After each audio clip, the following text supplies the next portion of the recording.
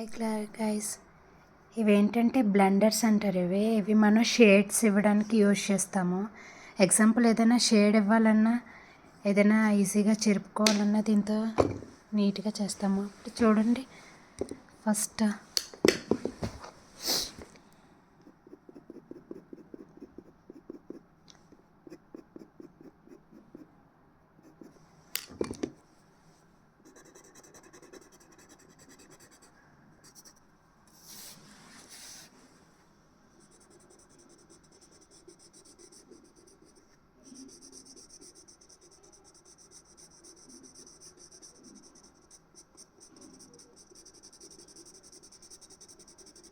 అలా మల్ట్ అయిపోతుంది అన్నమాట మనం చేస్తే.